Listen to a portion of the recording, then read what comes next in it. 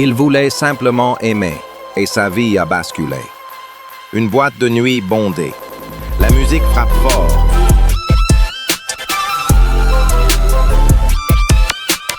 Les lumières déchirent l'obscurité. Au milieu de la foule, John, la trentaine passée, croise son regard. Sarah, la plus belle de la salle. Il s'approche. Il parle, rit, partage d'un verre, puis il danse. Et dans ce tourbillon, naît l'inattendu, le coup de foudre. Entre eux, tout va vite, trop vite. Leur complicité les conduit bientôt dans une chambre, loin des regards. Mais la nuit bascule. 4 hommes armés enfoncent la porte. La violence éclate. John tente de protéger Sarah, en vain. Elle est arrachée de ses bras, emportée de force. Avant de disparaître, les malfrats lui lancent un téléphone. De l'autre côté du combiné, une voix glaciale lui dicte la condition pour revoir son amour. John écoute, et ses larmes coulent. Car la vérité est implacable. Sarah n'était pas libre. Elle portait le poids d'une dette immense.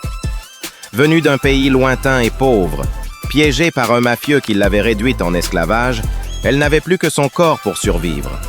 Et maintenant, John venait d'entrer dans ce monde de chaînes et de sang. Son destin venait de changer à jamais. Un utilitaire blanc s'arrête discrètement près d'une banque. 4 hommes en descendent. Casque, combinaison, outils à la main.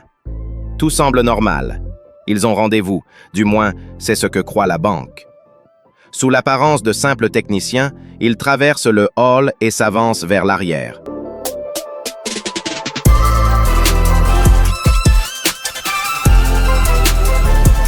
Logique. Mais dans les toilettes, le masque tombe. Les tenues de travail disparaissent. Place au noir. Place aux armes. Quand ils reviennent dans la salle principale, le doute n'existe plus. C'est un hold-up.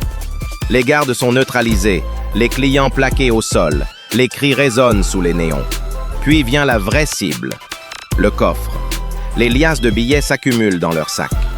Trop d'argent, presque irréel. L'euphorie les aveugle. Mais un geste discret change tout. Le directeur a pressé l'alarme.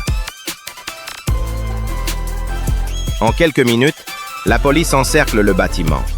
Grenades assourdissantes, fumigènes. La salle se remplit de chaos et de cris. Les braqueurs, un à un, sont neutralisés, projetés au sol, menottés. Leur fuite s'achève derrière les barreaux. Le rêve d'un coup parfait n'aura duré que quelques minutes. Sarah apprend que John est en prison. Son monde s'écroule. Le désespoir la ronge, mais le mafieux, lui, ne laisse aucune place à l'émotion. Il lui annonce froidement que le temps de rembourser est terminé. Son corps ne suffirait jamais à couvrir sa dette. Alors il change les règles. Désormais, Sarah doit préparer un braquage, diriger une équipe, lui ramener l'argent ou disparaître. Elle n'a pas le choix. Elle s'entraîne, elle se prépare. Mais au fond d'elle, un autre plan grandit. Le jour venu, Sarah monte dans une voiture avec 4 hommes du mafieux. Leur mission, braquer une autre banque. Leur ordre secret, la tuer après le coup. Mais Sarah les devance. Devant l'entrée, elle s'arrête, lève les bras et se rend. La police jaillit de partout. Les braqueurs paniquent, tentent de sortir leurs armes. Trop tard. Les tirs éclatent.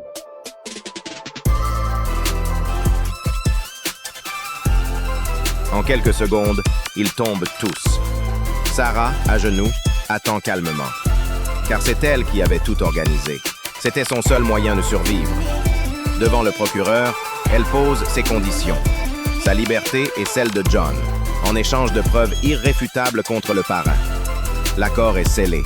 Le mafieux tombe, enfin. Quelques jours plus tard, John sort de prison. À la porte, Sarah l'attend, au volant d'une belle voiture. Ils se retrouvent. Ils s'enlacent. Et c'est ainsi que par amour, John aura risqué sa vie, sa liberté et son âme.